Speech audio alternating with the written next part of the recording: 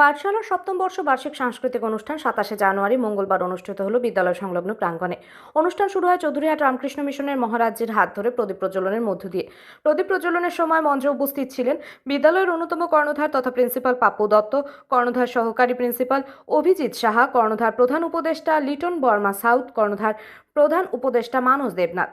মহারাজ্যের বক্তব্য অনুপ্রেরণা যোগায় সকল শিক্ষক শিক্ষার্থী থেকে অভিভাবকদের।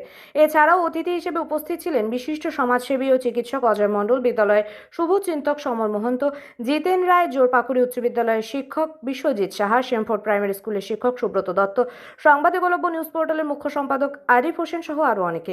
অনুষ্ঠানে সকলের উদ্দীপনা ছিল চোখে পড়ার মতো। নাচ, গান, আবৃত্তি, নাটক, যেমন খুশি সাজো ও কুইজের মধ্যে দিয়ে অনুষ্ঠান অনন্য মাত্রা লাভ করে। পাঠশালার অন্যতম কর্ণধার ও প্রিন্সিপাল পাপ্পু দত্ত জানান, এই ধরনের অনুষ্ঠান বাচ্চাদের পড়াশোনার বাইরে নিজেদের সুপ্ত প্রতিভাকে বাইরে নিয়ে আসে, যা পরবর্তীতে বাচ্চাদের পড়াশোনার পাশাপাশি অন্যান্য অ্যাক্টিভিটি করতে অনুপ্রাণিত করে। অন্যতম কর্ণধার ও সহকারী প্রিন্সিপাল অভিজিৎ সাহা বলেন, স্কুলের বার্ষিক সাংস্কৃতিক অনুষ্ঠানে বাচ্চাদের আগ্রহ উদ্দীপনা আমাদের উৎসাহিত করে এবং বাচ্চাদের পড়াশোনায় আরও মনোযোগী করার জন্য আমরা কুইজ প্রতিযোগিতা মঞ্চস্থ করে থাকি। এতে বাচ্চাদের উৎসাহ লক্ষ্য করা যায়। অনুষ্ঠানটির মূল সঞ্চালনার দায়িত্বে ছিলেন সুশান্ত সাহা। পরিশেষে সকল প্রতিযোগী ও বিজয়ীদের পুরস্কার বিতরণ করে অনুষ্ঠানের সমাপ্তি ঘোষণা করা হয়। আমাদের সপ্তম বর্ষ বার্ষিক অনুষ্ঠান। আজকে দিনটি সম্পূর্ণভাবেই সফল হলো আমাদের।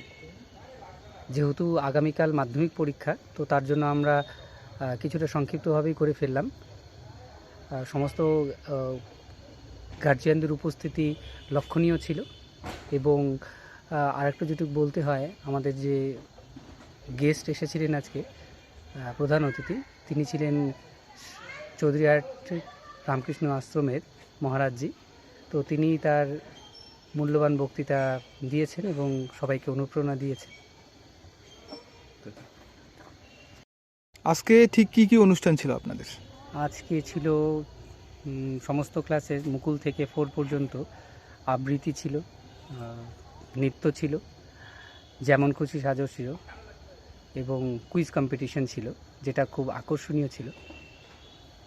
এই কয়েকটা ইভেন্ট ছিল এবং আরেকটা গুরুত্বপূর্ণ, বা এই গুরুত্বপূর্ণ ঠিক বলতে পারবো না, একটা মজাদার গার্জিয়ানদের জন্য একটা খেলার প্রায় রেখেছিলাম, যেসব গার্জিয়ান মানে প্রথম 20 জন গার্জিয়ানকে আমরা পুরস্কৃত করব। এটার একটা পেছনে কারণ ছিল। কারণটা হচ্ছে, আমরা প্রতিবারই দেখি যে গার্জিয়ানদের উপস্থিতি প্রথমের দিকে যথেষ্ট কম থাকে, তখন গেস্টরা আসেন এবং তখন তারা দেখতে পারেন যে গার্জিয়ানদের অনুপস্থিতি, যেটা আমাদেরকে যথেষ্ট বেদনা দিত। তো এবার সেটা নিয়ে একটা অভিনব চিন্তা করলাম আমরা, এবং করার পরে দেখলাম এটা যথেষ্ট সফল হলো।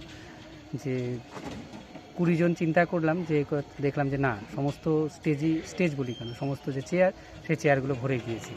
আচ্ছা, আপনাদের সেই অভিনব উদ্যোগটা কি ছিল?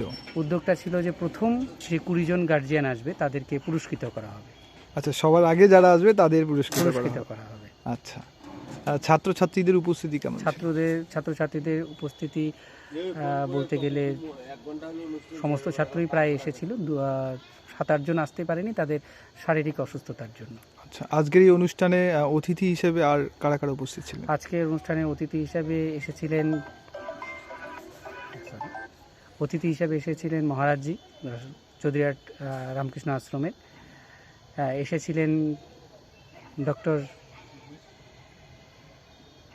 অজয় মণ্ডল, এবং এক ভাইকে আমন্ত্রণ করা হয়েছিল, সে যথেষ্ট দেরিতে আসলো। তারপর আমাদের শুভাকাঙ্ক্ষী সমর মহন্ত, জিতেন রায়, এরা ছিলেন আমাদের বিশেষ অতিথি। এবং বেশ কিছু স্কুলকে আমন্ত্রণ করা হয়েছিল, তাদের মধ্যে আমাদের আর বন্ধু সুব্রত, তারও উপস্থিতি ছিল। আপনার নাম এবং পরিচয়? আমি পাপ্পু দত্ত, পাঠশালা বিদ্যালয়ের প্রিন্সিপাল।